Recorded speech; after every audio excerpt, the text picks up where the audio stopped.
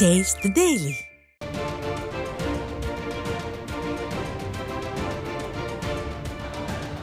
இதையும் புரட்சி தலைவி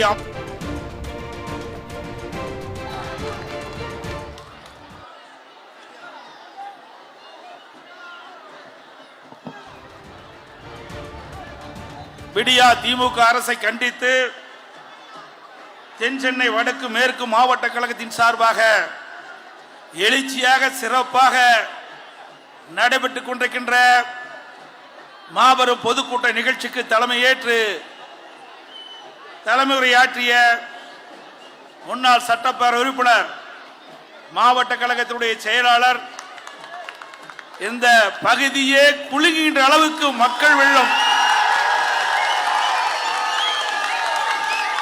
எந்த திசையை நோக்கினாலும் கடல் போல் மக்கள் வெள்ளம் காட்சியளிக்கின்றது. அந்த அளவுக்கு இந்த பொதுக்கூட்டத்தை எழுச்சியாக ஏற்பாடு செய்து தலைமை தாங்கி தலைமை உரையாற்றிய மாவட்ட கழக செயலாளர் அமைச்சர் டி நகர் பி சத்யா அவர்களே,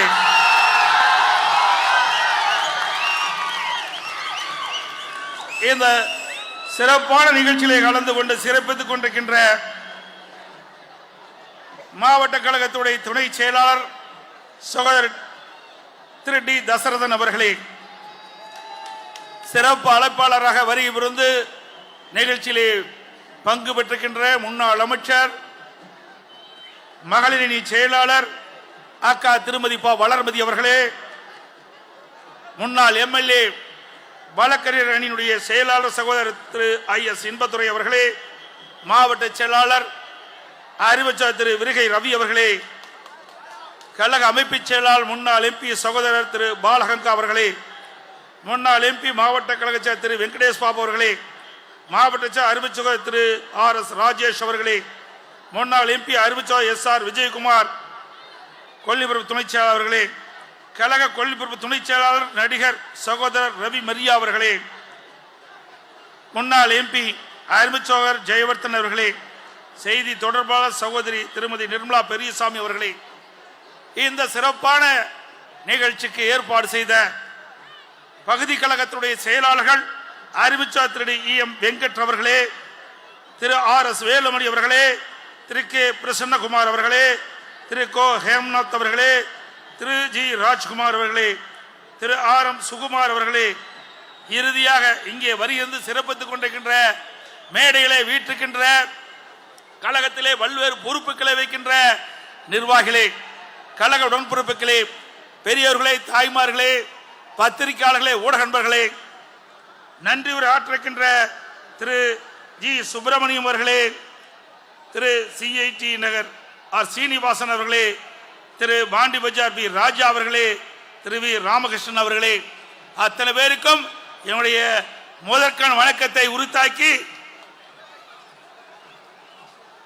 இங்கே மிக சிறப்பாக எழுச்சியாக அதிமுக பொதுக்கூட்டம் நடைபெற்றுக் கொண்டிருக்கின்றன.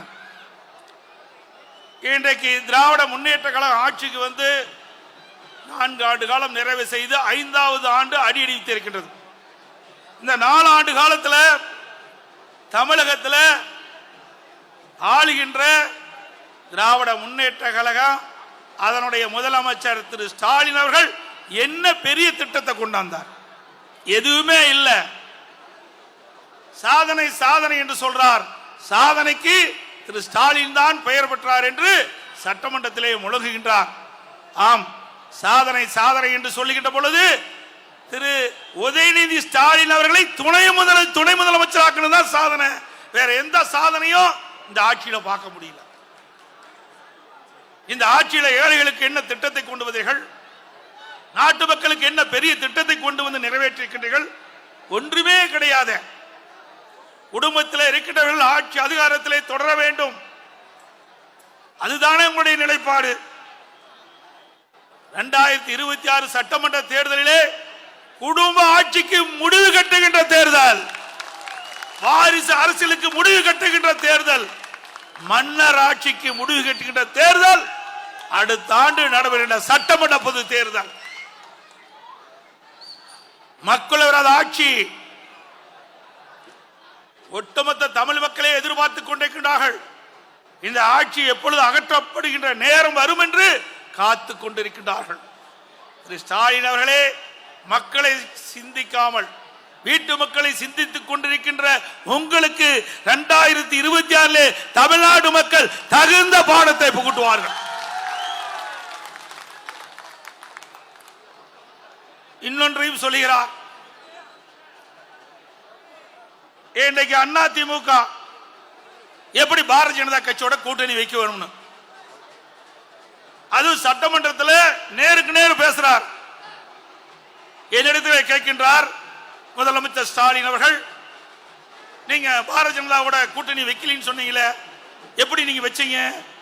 2031 வரைக்கும் பாரதிய ஜனதா கட்சியோட கூட்டணி இல்லை என்று தெரிவித்து விட்டு இப்பொழுது ஏன் கூட்டணி வைத்தீர்கள் என்று என்னை நோக்கி கேட்கிறார். திரு ஸ்டாலின் அவர்களே, இது எங்களுடைய கட்சி, அதிமுக கட்சி.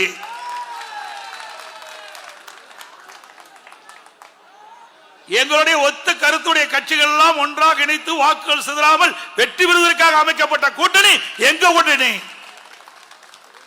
உங்களுக்கே கோபம் வருது, பதற்றம் வருது, எரிச்சல் வருது. திரு ஸ்டாலின் கனவு கண்டு கொண்டிருந்தார். இன்றைக்கு அதிமுக பாரதிய ஜனதா கட்சியோட கூட்டணி வைக்காது என்று கூட்டணி வைத்தவுடன் பதறுகிறார். அந்த பதற்றத்தை நேரடியாக நான் சட்டமன்றத்தில் பார்த்தேன். இன்னைக்கு பயம் வந்துட்டது, தேர்தல் சுரம் வந்துட்டது திரு ஸ்டாலின் அவர்களுக்கு. எங்கள் கூட்டணி வலிமையான கூட்டணி, வெற்றி கூட்டணி, அதிமுக கூட்டணி. எங்க கூட்டணியில இன்னும் பல கட்சிகள் வந்து சேர இருக்கிறது. ஸ்டாலின் அவர்களே, அது எங்க கூட்டணியில பல கட்சிகள் சேர்கின்ற பொழுது திரு ஸ்டாலின் அப்பொழுது அதிமுக எவ்வளவு பலம் பொருந்திய கூட்டணி அமைக்கப்பட்டு என்று நீங்கள் உணர வேண்டும். நாங்கள் பாரதிய ஜனதா கட்சியோடு கூட்டணி வைக்கின்றது கூட மரியாதைக்குரிய உள்துறை அமைச்சர் மாண்புமிகு அமித்ஷா அவர்கள் நிருபர்களை சந்தித்து பேட்டி அளிக்கின்ற பொழுது குறிப்பிட்டார், அதிமுக பாரதிய ஜனதா கூட்டணிக்கு அதிமுக கட்சி தான் தலைமை தாங்கும் என்று சொன்னார்.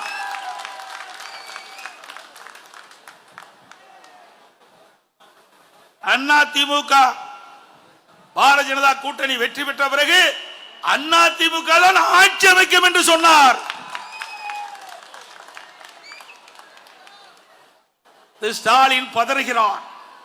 அவர் எண்ணினார் அதிமுக பாரதிய ஜனதாவோட கூட்டணி வைக்காது என்று எண்ணினார். அவருடைய எண்ணெல்லாம் காணல் நீராகிவிட்டது. அது மட்டுமல்ல, ஏதோ பேசுகின்றார்கள் அவர் கூட்டணியிலே அங்கம் வைக்கின்ற கட்சிகள். ஏன் நாங்க கூட்டணி வச்சா நீங்களாம் ஏன் பதறீங்க சொல்லுவாங்களா? சில கட்சிகள் சொல்லுகின்றது வரலாற்று பிழை செய்து விட்டோம் என்று சொல்கிறார்கள். ஆக நாங்க வெற்றிக்கு கூட்டணி அமைக்கின்றோம்.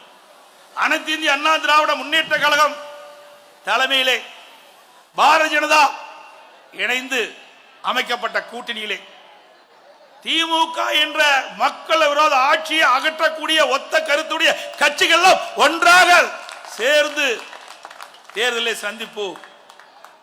ஒத்த கருத்துடைய கட்சிகள் எல்லாம் எங்கள் கூட்டணியில இணையும். ஏனென்றால் வாக்குகள் சிதறாமல் எதிரிகள் வீழ்த்துவதற்காக அரசியல் வியூகம் நாங்கள் எடுத்திருக்கின்றோம். எக்காரணத்தை கொண்டும் மீண்டும் திராவிட முன்னேற்ற கழகம் தமிழகத்திலே ஆட்சியிலே வரக்கூடாது, அகற்றப்பட வேண்டும் என்று மக்கள் எண்ணுகிறார்கள். மக்கள் எண்ணப்படி நாங்கள் கூட்டணி அமைக்கின்றோம். அதோட இவ்வளவு பதட்டத்தோட பேசுறீங்களே, நாங்க கூட்டணி வைக்கிறதை பற்றி நீங்க விமர்சனம் செய்யறீங்க. 1999ஆம் ஆண்டு பாரதிய ஜனதா கட்சியோடு திமுக கூட்டணி வைக்கலையா? அப்பெல்லாம் பாரதிய ஜனதா கட்சி நல்ல கட்சி. இன்றைய தினம் அனைத்து இந்திய அண்ணா திராவிட முன்னேற்ற கழகம் பாரதிய ஜனதாவோடு கூட்டணி அமைச்சா சரியில்லை என்று சொல்வது எந்த விதத்தில் சரி? நீங்கள் ஆட்சிக்கு வருவதற்கு யாரோட வேணாலும் கூட்டணி வைப்பீங்க. கொள்கையும் கிடையாது, கோட்பாடு கிடையாது. அதுக்கு பிறகு 5 ஆண்டு காலம் பதவி சுகத்தை அனுபவிச்சாங்க திமுக. மத்தியில ஆட்சி அதிகாரத்தில் திமுக இடம்பெற்றது. அதுக்கு பிறகு அப்படியே ஜம்ப் பண்ணி குரங்கு எப்படி மரத்துக்கு மரம் தாவுமோ அது போல கொள்கை கிடையாது, கோட்பாடு கிடையாது. அப்படியே காங்கிரஸ் கட்சியோட இணைந்த கட்சி தானே திமுக கட்சி. உங்களுக்கு எங்க கொள்கை இருக்குது? உங்களுக்கு அதிகாரம் தானே முக்கியம். என்ன காங்கிரஸ் கட்சியும் பாரதிய ஜனதா கட்சியும் ஒரே கொள்கையுடைய கட்சியா? 1999 பாராளுமன்ற தேர்தலில் பாரதிய ஜனதாவோட கூட்டணி. அதுக்கு பிறகு 2004 காங்கிரஸோட கூட்டணி. ஆக ஆட்சி அதிகாரத்துக்கு வரும்போது அடிக்கடி நிறத்தை மாற்றிக் கொள்வார்கள். பச்சோந்தி கூட கொஞ்ச நேரம் கழிச்சு தான் நிறத்தை மாற்றும். ஆனா அதற்கு கூட சந்தர்ப்பம் கொடுக்காத வகையில் அடிக்கடி இன்றைக்கு கூட்டணியை மாற்றக்கூடிய ஒரே கட்சி திமுக கட்சி தான். இன்னொன்னு இன்றைக்கு நம்ம சொல்லி இருக்கின்றார். திராவிட முன்னேற்ற கழக மாவட்ட கூட்டத்திலே பேசுகிறார். திரு ஸ்டாலின் கருத்தை தெரிவித்திருக்கின்றார். அண்ணா திமுகவை மிரட்டி பணிய வைத்திருக்கிறார் என்று சொல்லி. திரு ஸ்டாலின் அவர்களே, இது நாடாளுமன்ற தேர்தல் அல்ல, சட்டமன்ற தேர்தல் என்பதை உணர வேண்டும். நாடாளுமன்ற தேர்தலில் நாங்களோட கூட்டணி கிடையாது. அப்பொழுது கூட்டணி வைத்திருந்தால் நீங்கள் சொல்வது பொய்யாக இருந்தாலும் அதை எண்ணி பார்க்கலாம். ஆனால் இப்பொழுது தமிழகத்திலே யார் ஆட்சிக்கு வர வேண்டும் என்ற நிலைப்பாட்டில் இருக்கின்ற தேர்தல், அதுவும் எங்களுடைய கூட்டணியில் அங்கம் வைக்கின்ற பாரதிய ஜனதா கட்சி அண்ணா திமுக ஆட்சிக்கு வர வேண்டும் என்று நினைக்கின்ற கட்சி. அவரோடு தான் நாங்கள் கூட்டணி வச்சிருக்கிறோம். உங்களை போல காங்கிரஸ் கட்சி ஆட்சியில் இருக்கின்ற காலகட்டத்திலே அறிவாலயம் முதல் மாடியிலே ரெய்டு நடக்குது. அறிவாலயம் கீழ்த்தளத்தில் அடித்தளத்தில் கூட்டணி பேச்சுவார்த்தை மிரட்டி கூட்டணியை அமைத்தார்கள். அப்படி எங்களுக்கெல்லாம் இல்ல, அப்படி நிர்பந்தம் இல்ல. 2 கட்சிகளும் மகிழ்ச்சியோடு அமைத்த கூட்டணி இந்த கூட்டணி. அது மட்டும் இல்ல, என்னை பொறுத்த வரைக்கும் மடியிலே கனமில்லை, வழியிலே பயமில்லை. திரு ஸ்டாலின் அவர்களே, நீங்க கூட தான் அண்ணா திமுக ஆளுங்கட்சியா இருக்கும் போது, நான் முதலமைச்சர் இருக்கும் போது நெடுஞ்சாலை துறையிலே முறைகேடு நடைபெற்றதாக வழக்கு தொடர்ந்தீங்க. அந்த வழக்கை நான் சந்தித்தேன். உச்சநீதிமன்றம் வரை சென்றது. மீண்டும் உயர்நீதிமன்றம் வருகின்ற பொழுது அந்த வழக்கை தொடர்ந்த உங்களுடைய கட்சி சேர்ந்த அமைப்பு செயலர் RS பாரதி அந்த வழக்கை திரும்ப பெற்றுக் கொள்வேன் என்று சொன்னார். ஆனால் நான் மறுத்தேன். நான் இந்த வழக்கை நடத்துவேன் என்று சொன்ன கட்சியினுடைய தொண்டனாக இருக்கின்றேன். உங்களை போல உச்சநீதிமன்றம் ஒரு அமைச்சரை பார்த்து கேட்கின்றது, இன்றைக்கு அமைச்சரா தொடர வேண்டுமா வேண்டாமா என்று. அப்பொழுது கூட அந்த அமைச்சரை நீக்கவில்லை. ஆனால் என் மீது நீ குற்றம் சுமத்தினீர்கள். நீதிமன்றத்தின் மூலமாக நிரபராதி என்று நிரூபித்தவோம் அண்ணா திமுக. எங்களுக்கு மடியிலே கனமில்லை, வழியிலே பயம் இல்லை. உங்களுக்கு பயம் வந்து விட்டது. ஈடி பார்த்து பயம் வந்துட்டது, வருமான வரித்துறையை பார்த்து பயம் வந்துட்டது. சட்டமன்றத்தில் முன் வரிசையில் இருக்கின்ற அமைச்சர்கள் முகம் தொங்கி போயிருக்கிறது. யாருக்கு எந்த நேரத்தில் என்ன பிரச்சனை வருமோ என்று அஞ்சு நடுங்கி கொண்டிருக்கின்ற காட்சியை சட்டமன்றத்தில் நாங்கள் பார்த்தோம். ஸ்டாலின் அவர்களே, அனைத்து இந்திய அண்ணா திராவிட முன்னேற்ற கழகம் ஈடி பார்த்தோ வருமான வரி பார்த்தோ பயப்படல. ஆனா திராவிட முன்னேற்ற கழகத்தை சேர்ந்த அமைச்சர்கள், முதலமைச்சர், துணை முதலமைச்சர் உட்பட அத்தனை பேருமே கடந்த 4 ஆண்டுல கொள்ளையடித்த பணத்தை, ஊழல் செய்த பணத்தை மறைத்த காரணத்தினாலே இன்றைக்கு ஈடியும் வருமான வரித்துறையும் விரட்டி உங்களை கண்காணித்துக் கொண்டிருக்கிறது. அதனால் பயத்திலே பேசிக் கொண்டிருக்கின்றீர்கள். அனைத்து இந்திய அண்ணா திராவிட முன்னேற்ற கழகம் ஒரு நாளும் இன்றைக்கு மிரட்டப்படவில்லை. மகிழ்ச்சியோடு தான் நாங்கள் கூட்டணி அமைத்தோம். அது மட்டுமல்ல, 2 ஆண்டுக்கு முன்பு திரு ஸ்டாலின் அமைச்சரவையில் இடம்பெற்ற அப்போது நிதி அமைச்சராக இருந்த திரு பழனிவேல் ராஜன் அவர்கள் ஒரு கருத்தை ஆடியோ மூலமாக தெரிவித்தார். அது வலைதளங்களில் எல்லாம் வேகமாக பரவியது. அப்பொழுது அவர் குறிப்பிட்டது, திரு சபரீசன் அவர்களும் திரு உதயநிதி அவர்களும் சுமார் 30,000 கோடியை கையிலே வைத்துக் கொண்டு என்ன செய்வது என்று தடுமாறிக் கொண்டிருக்காங்க என்ற செய்தியை வெளியிட்டார். இதுவரைக்கும் முதலமைச்சரிடமிருந்து பதில் வரல. ஊழல் செய்த பணத்தை என்ன செய்வது என்று திகைத்துக் கொண்டிருக்கின்ற கட்சி தான் திமுக கட்சி. ஆகவேதான் ஈடியும் வருமானத்துறையும் கண்டு பயந்து நடுங்கிக் கொண்டிருக்கின்ற கட்சி திமுக கட்சி, திமுக அமைச்சர்கள். அதோட இன்னைக்கு 2 அமைச்சர்கள் பதவி நீக்கம் செய்யப்பட்டார்கள். ஒருவர் ஊழல் சம்பந்தப்பட்ட வழக்கின் மூலமாக, நீதிமன்றத்தின் மூலமாக எச்சரிக்கை விடுத்ததின் காரணமாக ஒருத்தர் ராஜினாமா செய்திருக்கின்றார். மற்றொருவர் பெண்களை கொச்சைப்படுத்திய காரணத்தினாலும் சைவ வைணவ அவருடைய மனதை புண்படுத்துகின்ற விதமாக பேசிய காரணத்தினால் இன்றைய தினம் 2 அமைச்சர்கள் இன்றைக்கு அமைச்சரவையிலிருந்து நீக்கப்பட்டிருக்கின்றார்கள். மக்கள் எல்லாம், தமிழ்நாட்டு மக்களை பொறுத்த வரைக்கும் விவரமானவர்கள், அறிவுபூர்வமானவர்கள், சிந்திக்கக்கூடியவர்கள். உங்களுடைய செயல்பாட்டை உன்னிப்பாக கவனித்துக் கொண்டிருக்கிறார்கள். திரு ஸ்டாலின் அவர்களே இன்னொன்றையும் சொல்லுகிறார். இன்றைய தினம் பத்திரிகை சுதந்திரம் பாரதிய ஜனதா ஆட்சியிலே வரி போய்விட்டது என்று பத்திரிகை சுதந்திரத்தை பத்தி இவரு பேசுறார். வெக்கக்கேடானது. அண்மையில் உங்களுக்கு தெரியும், யூடியூப்ல சவுக் சங்கர்னு ஒருத்தர் இருப்பார். அவருக்கு எப்படியெல்லாம் தொல்லை கொடுத்த அரசாங்கம் இந்த அரசாங்கம் என்பதை நாட்டு மக்கள் அறிவார்கள். திமுக பற்றி, திமுக அமைச்சர்களை பற்றி அவர் வலைதளம் மூலமாக, யூடியூப் மூலமாக கருத்தை தெரிவித்த ஒரே காரணத்திற்காக அடையாளம் தெரியாத பல பேரை அவர் வீட்டுக்கு அனுப்பி வைத்து, அவர் தாயார் தனியாக இருக்கின்ற பொழுது வீட்டினுள் மலத்தை கொட்டி, சாக்கடை தண்ணீரை ஊற்றி, வீட்டுக்குள்ள பண்ட பாத்திரங்களும் உடைக்கப்பட்டு கொள்ளையடித்த காட்சி ஊடகத்திலே பார்த்தோம். இப்படிப்பட்ட ஆட்சி, வெட்கக்கெட்ட ஆட்சி திமுக எல்லாம் பார்க்க முடியும். ஸ்டாலின் அவர்களே, நீங்க பத்திரிகை சுதந்திரத்தை பற்றி பேசுவதற்கு அருகதையே கிடையாது. முதலமைச்சருக்கு, ஒரு நாட்டுடைய முதலமைச்சர் மக்களை பாதுகாக்கக்கூடிய முதலமைச்சராக இருக்க வேண்டும். தன்னை பற்றி விமர்சனம் செய்வதற்காக, தன் கட்சியை பற்றி விமர்சனம் செய்வதற்காக இப்படிப்பட்ட இழிவான செயலில் ஈடுபட்ட முதலமைச்சர் நாட்டு மக்கள் மன்னிக்க மாட்டார்கள் என்பதை மட்டும் நேரத்தில் சுட்டிக்காட்ட கடைபட்டுகின்றேன்.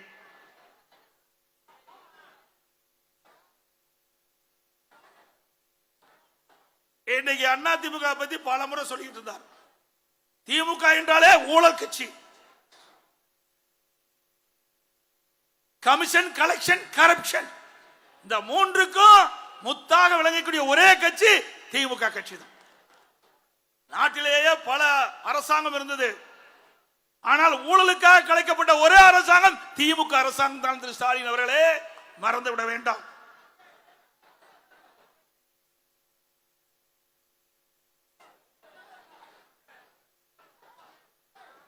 இன்னொன்னையும் சொல்லியிருக்காரு, அமைச்சர்கள்லாம் இனிமேல் கோட்டைக்கு போக வேண்டாங்க, இனிமேல் மாவட்டத்துக்கு போய் தொகுதி தொகுதியா போறீங்க. அங்க போய் என்ன செய்ய போறீங்க? என்ன செஞ்சிருக்கிறீங்க? மக்களுக்கு, மக்களை சந்திக்கக்கூடிய அளவிற்கு என்ன திட்டத்தை கொண்டு வந்து செயல்படுத்திருக்கிறீங்க? ஒண்ணுமே கிடையாது. மக்களை ஏமாற்றுவதிலே தந்திரம் கொண்டவர்கள் திமுக கட்சியை சேர்ந்தவர்கள்.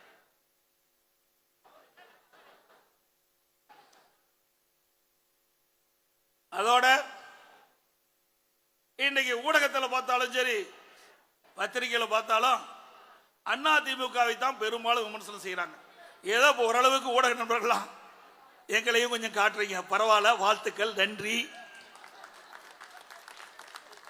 ஊடக நண்பர்களும் பத்திரிகை நடுநிலையாக தாங்கள் இருக்க வேண்டும், எங்களுக்கு ஆதரவாக இருக்க வேண்டும் என்று நாங்கள் சொல்லவில்லை. தவறான செய்திகளை, மக்களுடைய பிரச்சனையை, நாட்டு மக்களுக்கு இருக்கின்ற நடப்பை பற்றி நாங்கள் சொல்லுகின்ற கருத்து பத்திரிகையில், ஊடகத்தில் வந்தால்தான் இந்த அரசாங்கம் திருந்தும். அதற்காக நாங்கள் வெளிப்படையாக பேசுகிறோம். நான் முதலமைச்சர் இருந்த காலத்தில் எப்படியெல்லாம் எங்களை பற்றி விமர்சனம் செஞ்சீங்க? நாங்க ஏதாவது உங்களை கேட்டோமா? அப்புறம் எதிர்கட்சியை வந்த பிறகு 4 ஆண்டு காலம் விமர்சனத்துக்கு ஆளானோம். கிட்டத்தட்ட நான் முதலமைச்சரானதிலிருந்து இன்றைக்கு எதிர்கட்சி தலைவராக இருக்கின்ற வரை என்னை பற்றி பேசுவது, எங்க கட்சியை பற்றி பேசுவது, எங்க கட்சி நிர்வாகிகளை பற்றி பேசுவதுதான் அதிகமா இருக்குது. அண்ணா திமுக கட்சியினா ஊடகத்துக்கு பத்திரிக்கை வேலை இல்லாத போட்டு வேலை இல்லாம போயிட மாட்டேங்குது. தினந்தோறும் பாருங்க, இந்த தினகரன் பத்திரிக்கை இருக்குது, பீட்டர் மாமான்னு ஒரு பகுதி இருக்குது. அந்த பீட்டர் மாமாவை அந்த பகுதி பார்த்தீங்களா அண்ணா திமுக பத்தி தான் போடுவாங்க. பரவாயில்ல, பணம் இல்லாம விளம்பரம் செய்யறீங்க, நன்றி.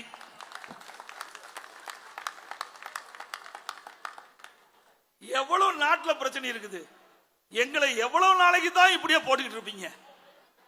எவ்வளவு நாளைக்கு தான் இந்த மக்கள் இந்த பொய்யை நம்பிக்கிட்டு இருப்பாங்க? ஆகவே பத்திரிகை நண்பர்களும் ஊடக நண்பர்களும் உண்மை செய்தி வெளியிடுங்க. அப்பொழுதுதான் மக்களிடத்தில் உங்களுக்கு வரவேற்பு கிடைக்கும் என்பதை இந்த நேரத்தில் தெரிவிக்க விரும்புகின்றேன். அதுபோல ஒரு சில பத்திரிகைகள் வேண்டும் என்ற திட்டமிட்டு தவறான செய்தி வெளியிடுறது. அண்ணா திமுக பிரமுகர் சொன்னார் ஒரு பத்திரிகை, இன்னொரு பக்கம் இன்னொரு பத்திரிகை அண்ணா திமுகவில் இப்படி ஒரு கோஷ்டி. இன்னெல்லாம் இடமே இல்லை. பத்திரிகையாளர்களே, ஊடகர்களே, அனைத்து இந்திய அண்ணா திராவிட முன்னேற்ற கழகம் நேர்பாதையிலே சென்று கொண்டு இருக்கின்றது.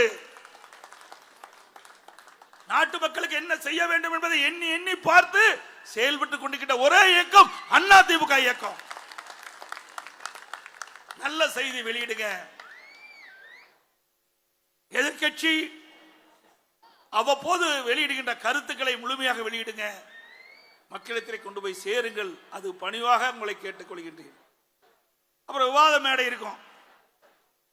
ஊடகங்கள் பார்த்து கோபிச்சுக்காதீங்க, கட் பண்ணிடாதீங்க, அப்படியே ஒளிபரப்பு செய்யுங்க. அது விவாத மேடையில் பார்த்தீங்கன்னா அண்ணா திமுக உண்மையாலும் அண்ணா திமுக மேல விசுவாசம் உள்ள, நாட்டு மக்கள் மீது விசுவாசம் உள்ள சில பேர் எங்களுக்கு உண்மையா இருக்கின்ற நிகழ்ச்சி பத்தி பேசுவாங்க. ஆனா திமுகவுக்கு ஒரு 5 பேர் என்றால் திமுக காரர் சேர்த்து 3 பேர் இருப்பாங்க. அவங்க அத்தனையும் பொய்யா பேசுவாங்க. அதை அதிக நேரம் காட்டுவாங்க. அண்ணா திமுகவுக்கு ஓரளவு நடுநிலையோடு இருந்து பேசுறீங்களா அவ்வப்போது சுருக்கி காட்டுவாங்க. ஊடக நண்பர்களும் பத்திரிகை நண்பர்களும், நான் எல்லாத்தையும் சொல்லல, ஒரு சில ஊடகத்தையும் சொல்றேன். நீங்க எப்படி காட்டினாலும் அதை பத்தி எங்களுக்கு கவலை இல்லை. ஏன்னா மக்களிடத்திலே எங்களுக்கு நம்பிக்கை இருக்கின்றது. அண்ணா திமுக கட்சி ஒரு சிறந்த கட்சி, மக்களுக்காக சேவை செய்யக்கூடிய கட்சி, பொன்மனச்சம்பல் புரட்சி தலைவர் எம்ஜிஆர் உருவாக்கிய கட்சி, அம்மா கட்டி காத்த கட்சி. அந்த வரலாற்று சிறப்புமிக்க கட்சியாக அண்ணா திமுக கட்சி திகழ்கின்ற காரணத்தினாலே ஊடகங்களும் பத்திரிகை நண்பர்களும் அன்போடு நல்லா காட்டுறீங்க. போற அளவுக்கு வாழ்த்துக்கள். தொடர்ந்து இன்னும் கொஞ்சம் அதிகமா காட்டுங்க, அவ்வளவுதான். ஏன் திமுக கண்டு பயப்படுறீங்கன்னு எங்களுக்கு தெரியல. திமுக கண்டு பயப்பட வேண்டிய அவசியமே இல்லை. உண்மை செய்தி வெளியிடுவதற்கு எந்த தயக்கமும் காட்ட வேண்டாம் என்று அன்போடு ஊடகங்களையும் பத்திரிகைகளையும் கேட்டுக்கிறேன்.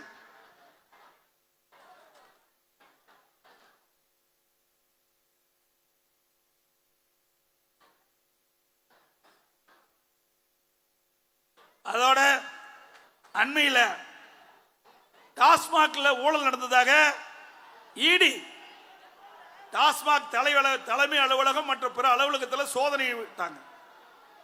அதோட டாஸ்மாக் நிறுவனத்திற்கு சப்ளை செய்த அந்த மதுபான ஆலைகள் சோதனை நடத்தப்பட்டது. அதில் 1000 கோடி முறைகேடு நடைபெற்றதாக செய்தியில் வெளியிலான பத்திரிகையில் ஊடகத்தில் வந்தது. ஆனா அதை குறித்து ஒரு தொலைக்காட்சி கூட விவாத மேடையில் இந்த விவாதம் செய்யல. அதோட நான் ஏற்கனவே குறிப்பிட்டதை போல உச்சநீதிமன்றத்தில் ஒரு அமைச்சர் மீது ஊழல் வழக்கு நடந்துகிட்டு இருக்குது. அந்த அமைச்சர் தொடரலாமா வேண்டாமா அப்படின்னு உச்சநீதிமன்றம் கேள்வி இருக்குது. அதை பற்றியும் ஊடக நண்பர்கள் விவாத மேடையில் விவாதிக்கல. இதையெல்லாம் விவாதிங்கப்பா. மக்கள் எதிர்பார்க்கிறாங்க. மக்கள் எதிர்பார்க்கிற செய்தியை தான் உங்களுக்கு நான் தெரிவிக்கிறேன்.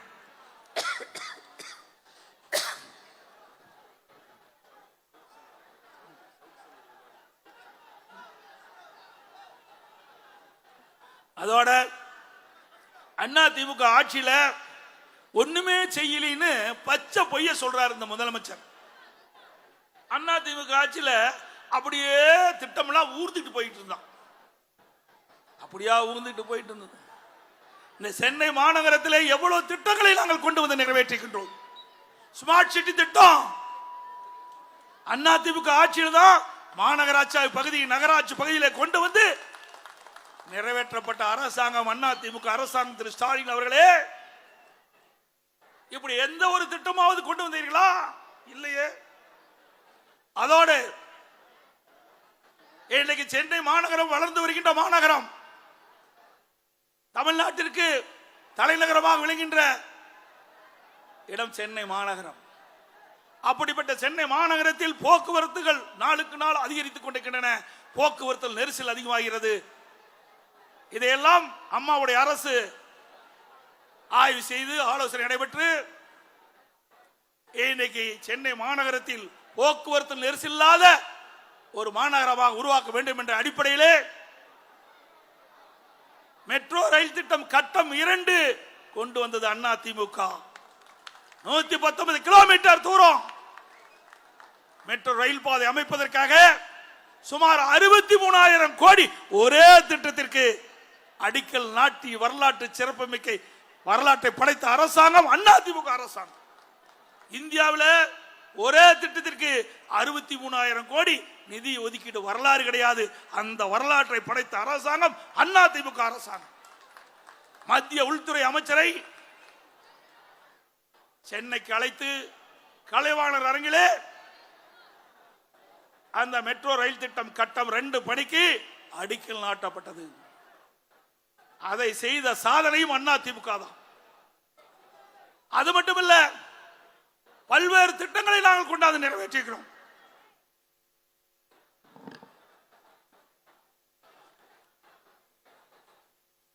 சென்னையில் பல்வேறு பால பணிகள் எதற்காக சொல்லிட்டு சொன்னால், திரு ஸ்டாலின் அவர்கள் இந்த மானி கோரிக்கை நடைபெற்றுக் கொண்டிருக்கின்ற பொழுது அதிமுக ஆட்சியில் நகர்ந்து கொண்டிருந்தது சொன்னார்.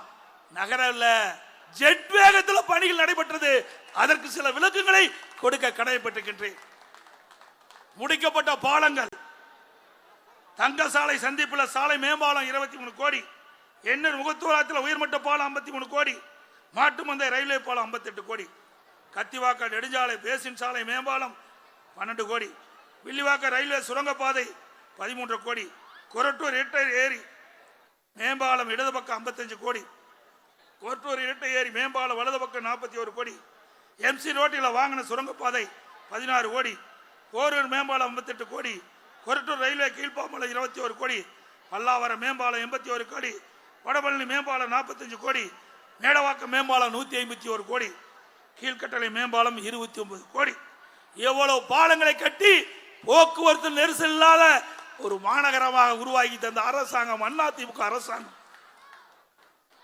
அதே போல இன்றைக்கு அம்மாவுடைய ஆட்சியில் திறக்கப்பட்ட முக்கிய பாலங்கள், கோயம்பேடு பேருந்து நிலையம் மேம்பாலம் 93 கோடி, வேளச்சேரி மேம்பாலம் 108 கோடி, குளத்தூர் வில்லிவாக்கம் ரயில்வே மேம்பாலம் 62 கோடி, மேடவாக்கம் சந்திப்புல 90 கோடி.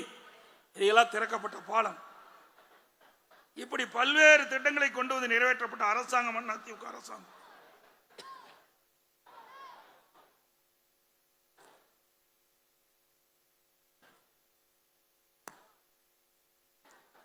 அதுபோல சென்னை மாநகரம் மொத்தம் LED விளக்குகள் அதிகமாக பொருத்தப்பட்டது. இன்றைக்கு குற்றங்கள் எண்ணிக்கை குறைக்க சென்னை மாநகரம் முழுவதும் சுமார் 2.5 லட்சம் சிசிடிவி கேமராவை அமைக்கப்பட்டது அதிமுக ஆட்சி.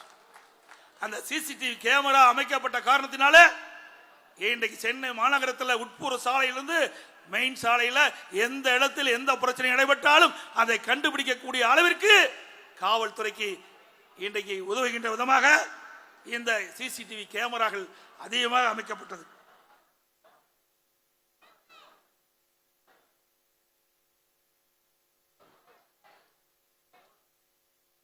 சென்னைக்கு கூடுதலாக குடிநீர் வழங்க வேண்டும் என்பதற்காக அம்மாவுடைய அரசு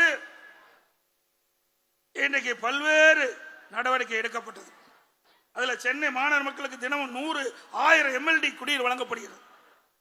கடல் நீரை குடிநீராக்கும் திட்டம் மிஞ்சூர் 100 MLD, நெமிலியில 100 MLD, நெமிலியில மேலும் 150 + 400 MLD பணி நடைபெறுவதற்கு உறுதுணையாக இருந்தது. அதோட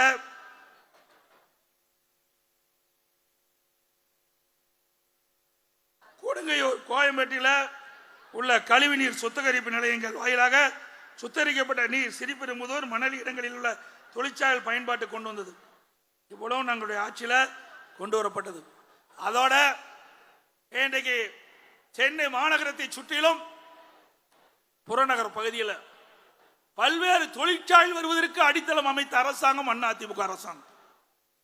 2015 மாண்புமிகு அம்மாவில் தமிழகத்தினுடைய முதலமைச்சராக இருக்கின்ற காலகட்டத்தில் தொழில் முதலீட்டார் மாநாட்டை நடத்தி சுமார் 2,62,000 கோடி தொழில் முதலீட்டை ஈர்த்தாங்க. 98 புரிந்துணர்வு ஒப்பந்தம் போட்டாங்க.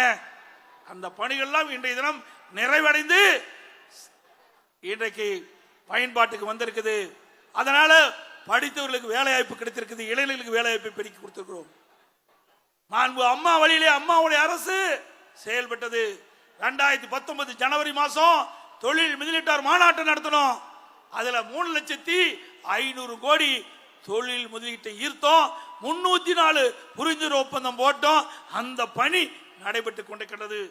இதெல்லாம் அதிமுக ஆட்சியில கொண்டு வந்த அற்புதமான திட்டங்கள்.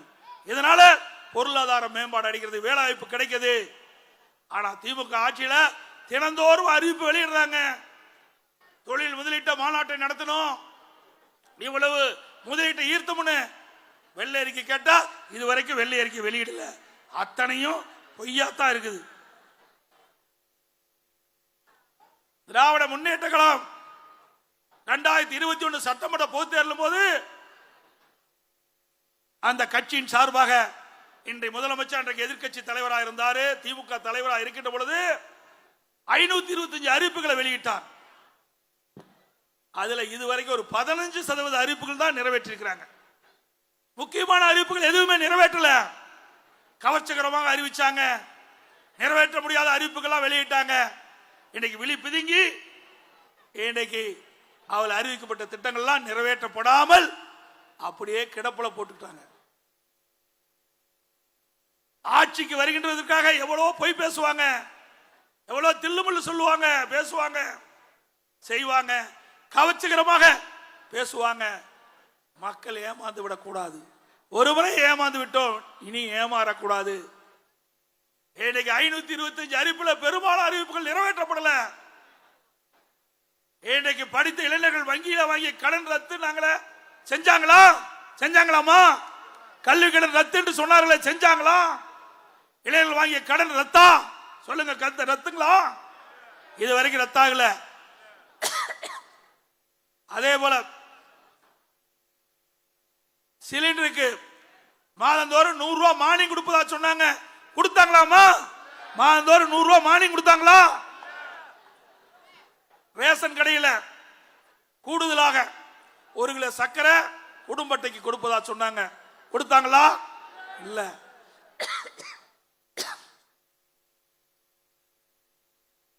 அத்தனையும் பொய். அதோட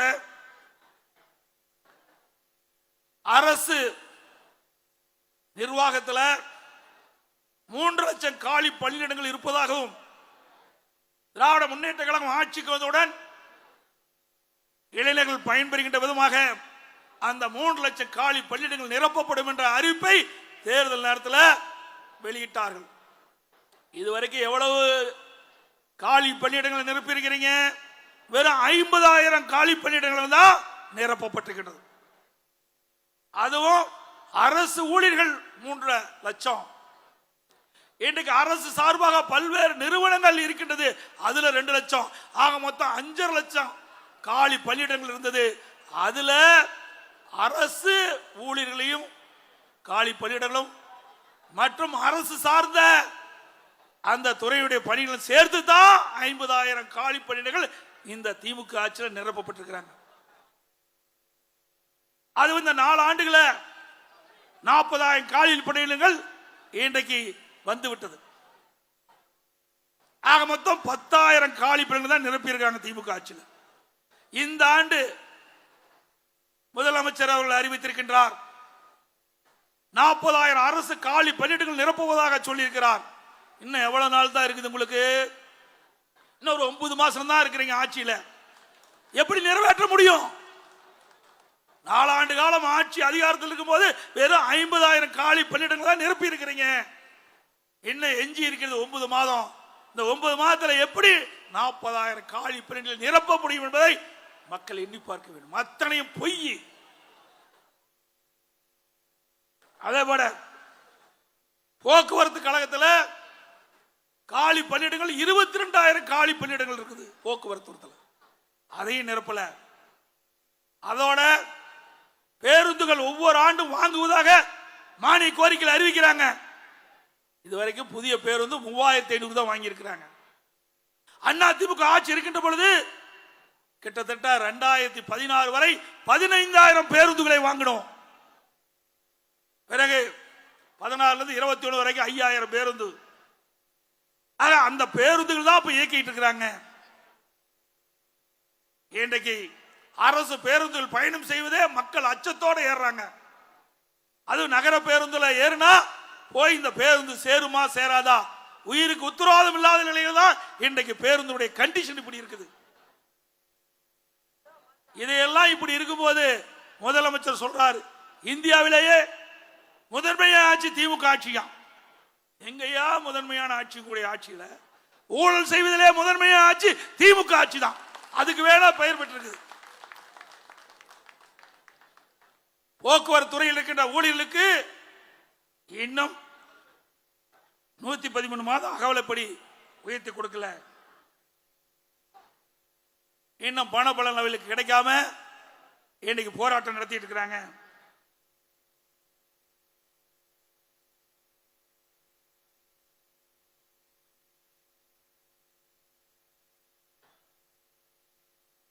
அதோட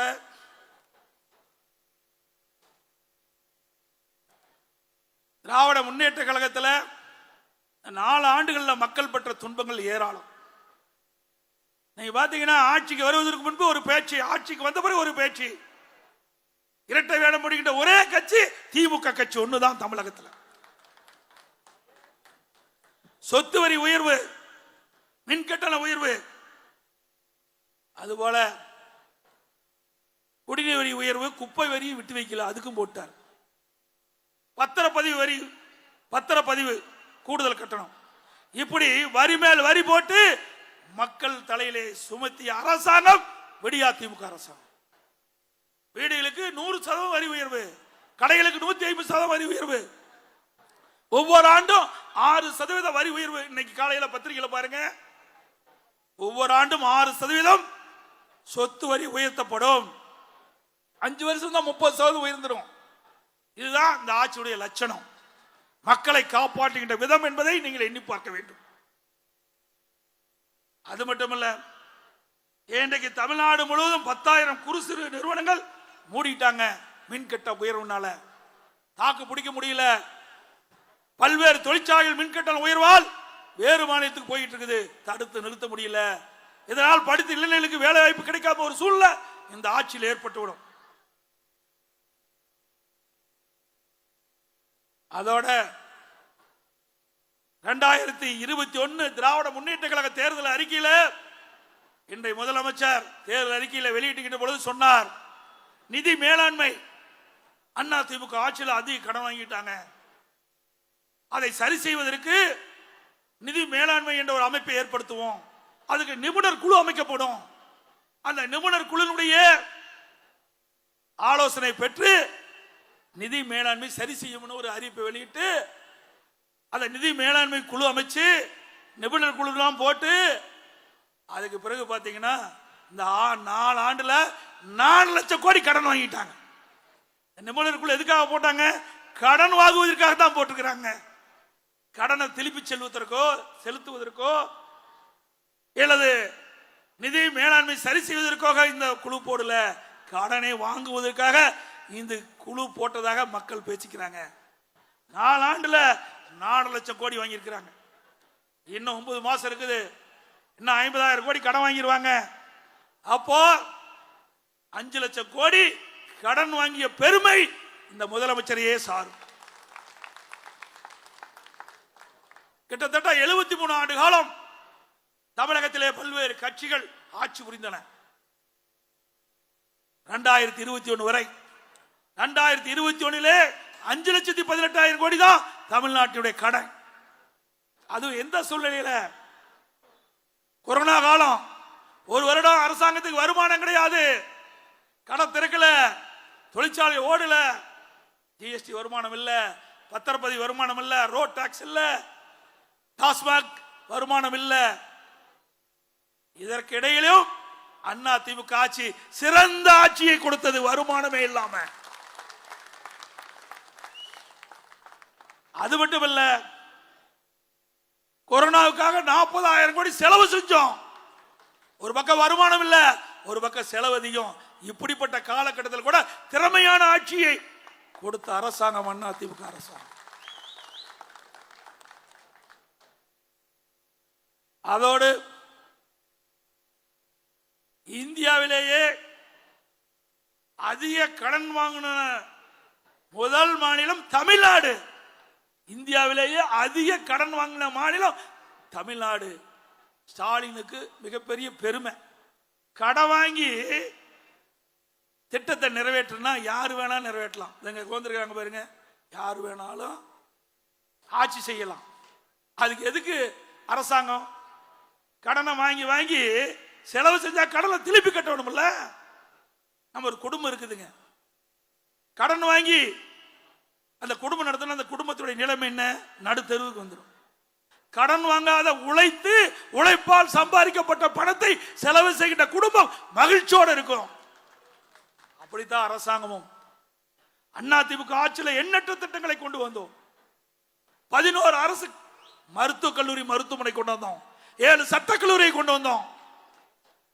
பொறியியல் கல்லூரி 72க்கு மேற்பட்ட கலை மற்றும் அறிவியல் கல்லூரி, கால்நடை மருத்துவக் கல்லூரி, வேளாண்மை கல்லூரி, பாலிடெக்னிக் கல்லூரி, ஐடி கல்லூரி, இப்படி ஏராளமான கல்லூரியை திறந்தோம். அவ்வளவு செலவு செஞ்சோம். இவ்வளவுதான் கடன் இருந்தது. ஒரு பக்கம் கொரோனா, ஒரு பக்கம் திட்டங்கள் எல்லாம் செஞ்சு சாதனை படைத்தோம். அப்படி ஏதாவது ஒரு திட்டமாவது திரு ஸ்டாலின் ஆட்சியில பார்க்க முடியுதா? இதுவுமே இல்லை. தினந்தோறும் கோட் ஷூட் போட்டுக்குவார், அப்படியே வருவார், அழகா திரைப்படத்தில் நடிக்கிற மாதிரி வருவார், அப்படியே காட்சி அளிப்பார். நம்முடைய சகோதரர்கள் ஊடக நண்பர்கள் அழகா பிடித்து படம் போட்டுருவாங்க, பத்திரிகையில விளம்பரம் பண்ணிடுவாங்க. அதோட முடிஞ்சு போச்சு. அப்புறம் ஒரு திட்டத்தை அறிவிப்பார். ஆகான்னு மக்கள் எதிர்பார்ப்பாங்க. ஆகா, திரு ஸ்டாலின் அற்புதமான திட்டத்தை அறிவித்து விட்டார், திட்டத்தின் மூலமாக நமக்கு நன்மை கிடைக்கும் என்று எதிர்பார்த்து கொண்டிருப்பாங்க. அதுக்கு ஒரு குழு போட்டுருவார். அதோட முடிஞ்சு போச்சு. 52 குழு போட்டிருக்காருங்க. 52 திட்டத்துக்கு மேல அறிவிச்சு 52 குழு போட்டிருக்காரு. அந்த குழுனுடைய பணி என்ன? அந்த குழு ஏதாவது அரசாங்கத்துக்கு அறிக்கை கொடுத்திருக்குதா? அந்த அறிக்கையின் அடிப்படையில் ஏதாவது திட்டத்தை நிறைவேற்றிருக்கீங்களா? ஒண்ணுமே கிடையாது. அத்தனை பொய், விளம்பர அரசியல், விளம்பர மாடல். திராவிட மாடல் இல்ல, திரு ஸ்டாலின் மாடல் இந்த அரசாங்கம். மக்களை ஏமாற்றுகின்ற மாடல் இந்த அரசாங்கம். அதோட இன்னைக்கு தமிழகத்தில் கொலை, கொள்ளை, திருட்டு, வழிப்பறிவு, பாலியல் வன்கொடுமை நடக்காத நாளே இல்லை. இன்னைக்கு தொலைக்காட்சியிலையும் பத்திரிகையிலையும் பார்த்தீங்கன்னா தங்க நிலவரம் என்ன, வெள்ளி நிலவரம் என்ன, காய்கறி நிலவரம் என்னன்னு வரும். இப்ப கொலை நிலவரம் என்னன்னு தான் வந்துட்டு இருக்குது. அப்படிப்பட்ட மோசமான ஆட்சி ஸ்டாலினுடைய, திரு ஸ்டாலினுடைய ஆட்சி. தினந்தோறும் பத்திரிகை ஊடகத்தையும் பிரட்டி பார்த்தா கிரைம் நேரமா இந்த ஊடகத்திலையும் பத்திரிகையில் வருது. அந்த நேரத்தில் பார்த்தீங்கன்னா இவனை வெட்டுனா, அவனை வெட்டுனா, இங்க பாலியல் கொடுமை, இங்க திருட்டு, அங்க திருட்டு, இதுதான் தொலைக்காட்சியில் காட்டுறாங்க. இதுதான் பத்திரிகையில் வருகின்ற செய்தி. இந்த ஆட்சியில் நடக்கிற சாதனை. வேற என்னத்தை இந்த மக்கள் கண்டாங்க? எந்த பலனை பார்த்தார்கள் இந்த மக்கள்? பெண்களுக்கு பாதுகாப்பு இல்ல, பொதுமக்களுக்கு பாதுகாப்பு இல்ல. இன்றைய தினம் சட்டமன்றத்தில் ஸ்டாலின் பேசினார். நீங்க யாராவது குற்றம் நிகழ்ந்தா உடனே காவல்துறைக்கு தெரிவிக்கணும். அதை நம்பித்தான் சென்னை ஆர்கே நகரில் 17 வயது சிறுமி அண்மையில் பாலியல் வன்கொடுமை செய்யப்பட்டார். காவல்துறை புகார் செய்தல், குற்றவாளியை கைது செய்யப்பட்டு சிறையில் அடைச்சாங்க. இதில் என்ன கொடுமை என்றால் 24ஆம் தேதி குற்றவாளி உறவினர்கள் பாதிக்கப்பட்ட பெண் மற்றும் குடும்பத்தினரை ஏன் காவல்துறையில் புகார் அளித்தீர்கள் என்று பாதிக்கப்பட்ட வீட்டுக்கே சென்று அவளை கடுமையாக தாக்கியுள்ளார்கள். இதனால் காயமடைந்த சிறுமி மருத்துவமனையில் அனுமதிக்கப்பட்டு சிகிச்சை பெற்று வருகிறார். வன்கொடுமையில் ஈடுபட்டவர் மற்றும் அவரது குடும்பத்திற்கு காவல்துறை மீது என்ன நடவடிக்கை எடுக்கப்பட்டது? இப்படி தகவல் கொடுத்தா இவர்கள் இப்படி நிலைமைக்குத்தான் ஆளாகுவார்கள் இந்த ஆட்சியில. அதோட இன்னைக்கு நெல்லையில ஒரு ஓய்வு பெற்ற காவல்துறை உதவி ஆய்வாளர், அவருக்கு உயிருக்கு ஆபத்து ஏற்பட்டுவிடும் என்று அங்கு இருக்கின்ற காவல்துறை அதிகாரி இடத்திலே புகார் கொடுக்கிறார். புகாரை விசாரிக்கவே இல்லை. அவர் மீது வழக்கு போடுறாங்க. புகார் கொடுத்தவர் மீது வழக்கு போடுறாங்க. அவர் யாருன்னா ஓய்வு பெற்ற எஸ்ஐ, சப் இன்ஸ்பெக்டர். அவருக்கே இப்படிப்பட்ட நிலைமை. அதுக்கு பிறகு அந்த எதிரிகளால் அவருக்கு உயிருக்கு ஆபத்து ஏற்பட்டு விடும் என்று அவர் வீடியோவில் பேசுறார். எல்லா வலைதளையிலும் வந்தது. முதலமைச்சர் கோரிக்கை வைக்கிறார், எனக்கு உயிருக்கு ஆபத்து ஏற்படுகிறது, நான் உயிரோடு இருப்பனா இருக்கா என்று தெரியவில்லை, எனக்கு பாதுகாப்பு கொடுங்க அப்படி என்று கதறி வீடியோவில் செய்தி வெளியிடுகிறார். அப்ப கூட காவல்துறை நடவடிக்கை எடுக்கல. உளவுத்துறை தூங்கிட்டு இருக்குது. இந்த முதலமைச்சர் அதை பார்க்கல. அடுத்த நாள் காலையில சாலையிலே தொழுகை முடித்து சாலையில சென்று கொண்டிருந்த போது எதிரிகளால் தாக்கப்பட்டு கொலை செய்யப்படுகிறார். இந்த ஆட்சியுடைய லட்சணம் பாருங்க. இவரு சட்டமன்றத்தில் பேசுறார் திரு ஸ்டாலின் அவர்கள். எங்கேயாவது பிரச்சனை ஏற்பட்டா காவல்துறைக்கு தகவல் கொடுக்கணும். காவல்துறை தகவல் கொடுத்தா உயிர் தான் போறது மிச்சம். உயிராவது காவல்துறைக்கு புகார் கொடுக்கலாம், உயிராவது மிஞ்சம் இந்த ஆட்சியில்.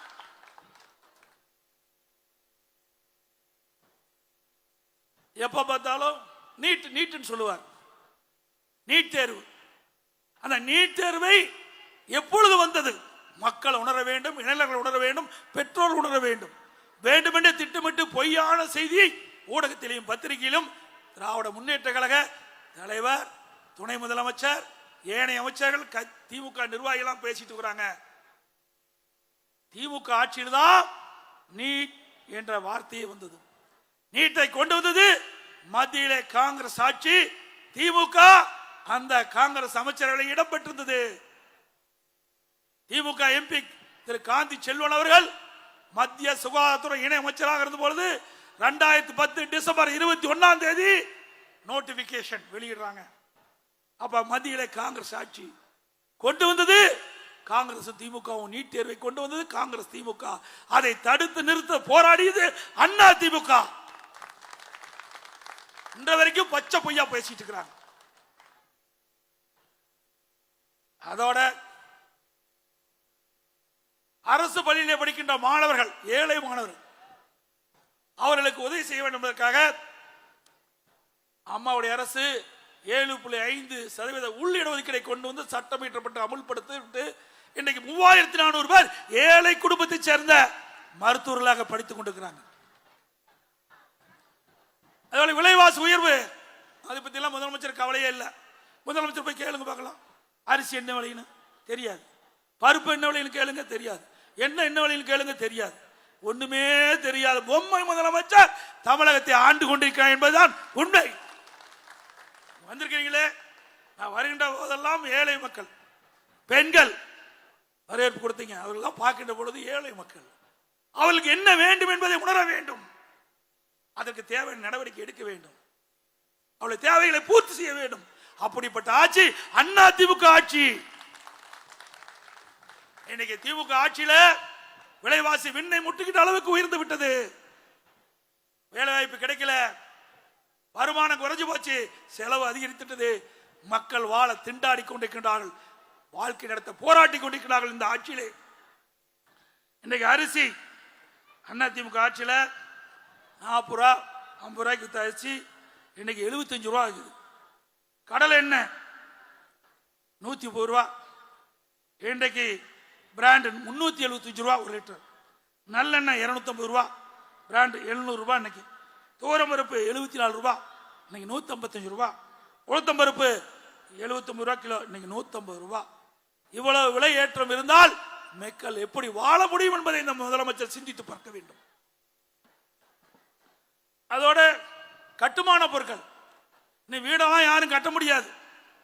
நடுத்தர குடும்பத்தில் யாரும் வீடு கட்ட முடியாது. வீட்டை கனவு கண்டுக்கலாம். வீடு கட்டுற மாதிரி கனவு கண்டு வசிக்கிற மாதிரி கனவு வாங்கலாம் அந்த திமுக ஆட்சியில்.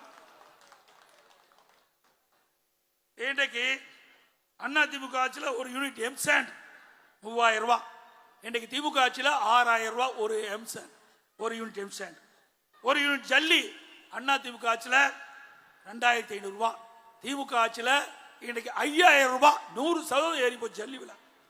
ஒரு டன் கம்பி 40,000 ரூபாய் இருந்தது, இன்றைக்கு ஒரு டன் கம்பி 60,000 ரூபாய்.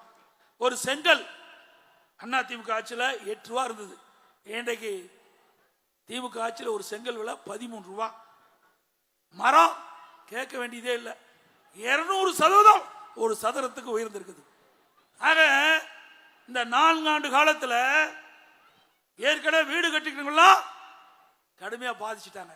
இனிமே வீடு கட்ட வேண்டும் என்று நினைக்கிட்டவங்களா கனவுல தான் வீடு கட்டிக்கலாம். இந்த ஆட்சி வரைக்கும் வீடே கட்ட முடியாது.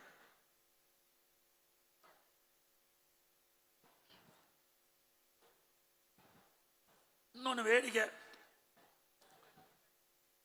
திமுக ஆட்சியில் சட்ட ஒழுங்கு சிறப்பா இருக்குன்னு முதலமைச்சர் சட்டமன்றத்தில் பேசினார். சட்ட ஒழுங்கு சிறப்பா இருக்குதுன்னு சொன்னா திருட்டு போகாது இருக்கணும்ல, கொலை நடக்காது இருக்கணும்ல, பாலியல் குடும்பம் நடக்காது இருக்கணும்ல. அப்படி இருந்தா சட்ட ஒழுங்கு சிறப்பா இருக்குன்னு ஏத்துக்கலாம். ஆனா இந்த திமுக ஆட்சியில ஒரு திருடன் சென்னையை வந்து திருடுவதற்கு தேர்ந்தெடுத்து விமானத்தில் வந்து சென்னையில் இறங்கி வழியில சென்று கொண்டிருக்கின்ற பெண் இடத்துல சைனை பறிச்சு விமானத்து மூலமா வெளி மாநிலத்துக்கு போறான். நான் முதலமைச்சர் கேட்டேன், இந்தியாவிலே எத்தனையோ மாநிலம் இருக்குது, ஆனா ஒரு திருட வெளி மாநிலத்திலிருந்து விமானத்தில் வந்து தமிழ்நாட்டை தேர்ந்தெடுத்து சென்னையை தேர்ந்தெடுத்து திருடுறான்னா இந்த சட்ட ஒழுங்கு எப்படி இருக்கும் என்பதை முதலமைச்சர் என்ன வேணும். சட்ட ஒழுங்கு மோசமா இருக்கிற காரணத்தினால சென்னையை தேர்ந்தெடுத்துட்டு வந்து கொள்ளையடிக்கிறாங்க. அப்புறம் திமுக கூட்டணியில் அங்கம் வைக்கின்ற கட்சியில் இருக்கிற சட்டமன்ற கட்சி தலைவர்லாம் முன்வரிசையில் பேசுறாங்க, கொள்ளையடித்த திருடனை விமானத்தில் போய் பிடித்தோம் என்று. பிடிக்கிறது தான் ஏன் போலீஸ்காரன்? எதுக்கு போலீஸ்காரர் இருக்காங்க? குற்றத்தை தடுக்க வேண்டும், குற்றம் நிகழாமல் நாடு பார்க்க வேண்டும், அதுதான் ஒரு ஆட்சியுடைய அழகு. அதை விட்டுட்டு கொலை நடந்த பிறகு வழக்கு பதிவு செய்வது, திருட்டு போன பிறகு கண்டுபிடிப்பது, இதெல்லாம் என்ன சாத்தியம்? அண்ணா திமுக ஆட்சியிலே சட்டத்தின் ஆட்சி நடைபெற்றது. குற்ற நிகழ்வுகள் குறைக்கப்பட்டன. குற்றம் செய்வது பயந்தார்கள், அஞ்சினார்கள், நடுங்கினார்கள். திமுக ஆட்சியில் அப்படியே இருக்குது. எங்க பார்த்தாலும் ரவுடிகள் ராஜ்யம், வீதியில கத்தி எடுத்துக்கிட்டு சொல்லிட்டு போறான். எங்க பார்த்தாலும் வெட்டு குத்து கொலை நடக்காத நாளே இல்லை, பாலியல் கொடுமை நடக்காத நாளே இல்லை. அப்படிப்பட்ட ஒரு மோசமான ஆட்சி திரு ஸ்டாலின் ஆட்சி என்பதை நினைவு கொள்ள வேண்டும். அதோட போதைப் பொருள்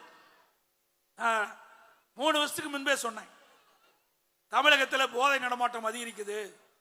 இளைஞர்கள், மாணவர்கள், பொதுமக்கள் போதைக்கு அடிமையாகி கடுமையா பாதிக்கிறாங்க. இந்த போதைக்கு அடிமையாக அந்த குடும்பம் நடுத்தருவில் வந்து விடும்.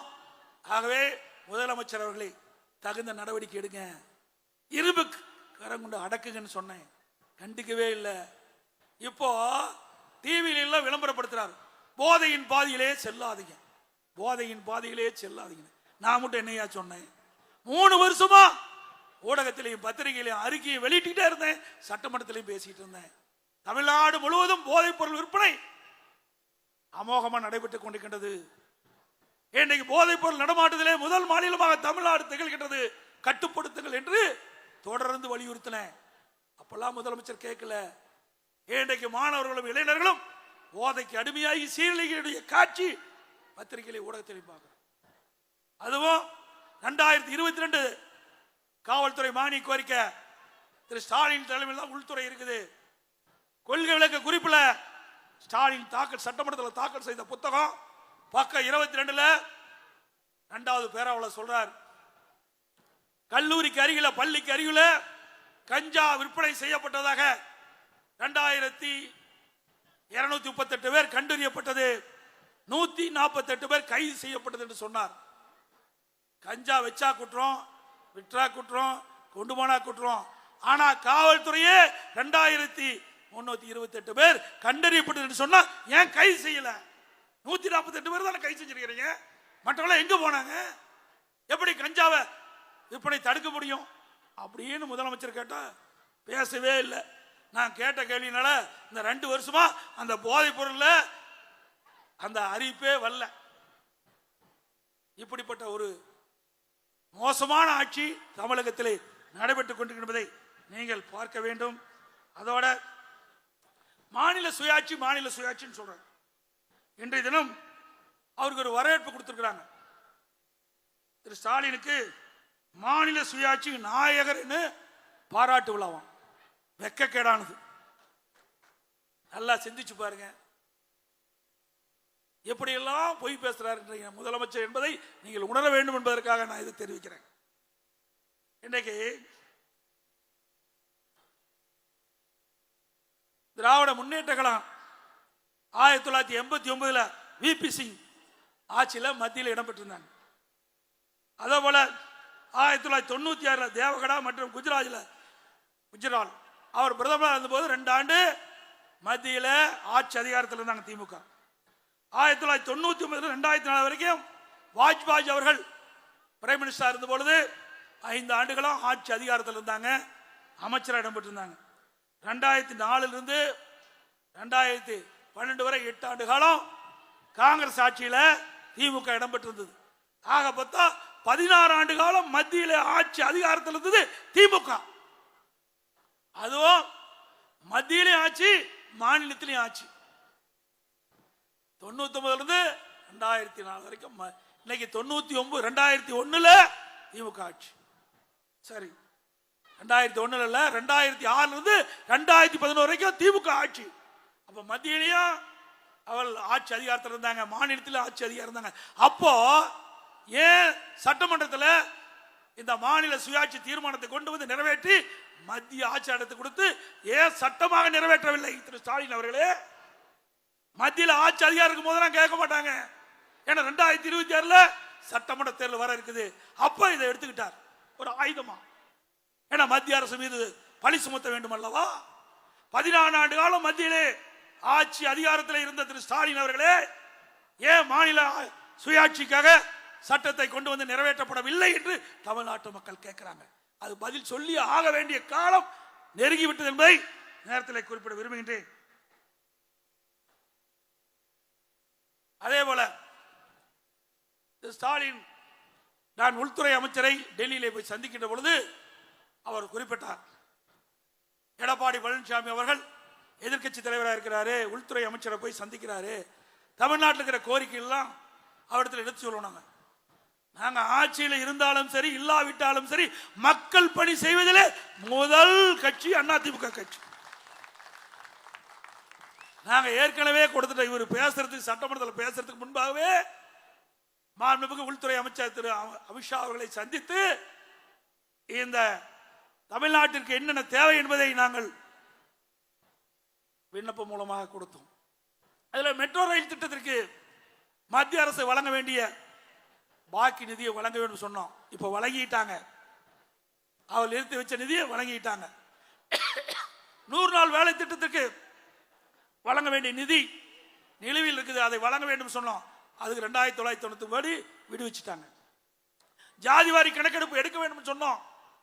அதிமுக ஆட்சி இருந்தது, நான் முதலமைச்சர் இருந்த பொழுதே ஜாதிவாரி கணக்கெடுப்பு எடுக்கப்பட வேண்டும் என்று உத்தரவிட்டு நாங்க அரசியலில் வெளியிட்டு அந்த பணி துவங்கி நடந்துகிட்டு இருந்தது. திமுக ஆட்சிக்கு வந்தது, அந்த கால அளவை நீட்டாத காரணத்தினால அது அப்படியே கைவிட்டுட்டாங்க திமுக ஆட்சியில். இப்பொழுது நாங்கள் வைத்த கோரிக்கையின் அடிப்படையில் மத்திய அரசாங்கம் இன்றைக்கு ஜாதிவாரி கணக்கெடுப்பு மக்கள் தொகை கணக்கெடுப்பு எடுக்கின்ற பொழுது நடத்தப்படும் என்ற அறிவிப்பு கொடுத்துட்டாங்க. இனிமே எதை வச்சு போய் ஓட்டு கேட்க போறீங்க? எல்லாமே மத்திய அரசு நீங்க என்னென்னலாம் எதிர்ப்பு தெரிவிச்சீங்களோ அதையெல்லாம் மத்திய அரசு நிறைவேற்றி விட்டது. ஒன்றும் செய்யறதுக்கு வழியே கிடையாது. ஆக வருகின்ற சட்டமன்ற தேர்தல் ஒரு முக்கியமான தேர்தல். இந்த தேர்தலிலே அனைத்து இந்திய அண்ணா திராவிட முன்னேற்ற கழகம் பாரதிய ஜனதா தலைமையிலே அமைக்கப்பட்ட கூட்டணிக்கு நீங்கள் ஆதரவை நல்க வேண்டும். அதற்காக உழைக்க வேண்டும். வெற்றியை தேடி தர வேண்டும். நாடு வளம் பெற செழிக்க ஒரு வளமான தமிழகத்தை உருவாக்க ஏழை எளிய ஒடுக்கப்பட்ட நசுக்கப்பட்ட மக்களுடைய வாழ்வு மலர ஒரு சிறப்பான ஆட்சி அமைய ஆதரிப்பீர் அனைத்து இந்திய அண்ணா திராவிட முன்னேற்ற கழகத்தை என்பதை நேரத்தில் தெரிவித்து மிக சிறப்பாக இந்த பொதுக்கூட்டத்தை ஏற்பாடு செய்த அறிவிச்சவர் சத்யா அவர்களுக்கும் அவரோடு இணைந்து பற்றிய பகுதி செயலாளருக்கும் வட்ட செயலாளருக்கும் கழக நிர்வாகிகளுக்கும் வரி தந்து சிறப்பித்த அத்தனை நல்ல உள்ளங்களுக்கும் பத்திரிகையாளர் ஊடக நண்பர்களுக்கும் நன்றி தெரிவித்து விடைபெறுகின்றேன். நன்றி, வணக்கம்.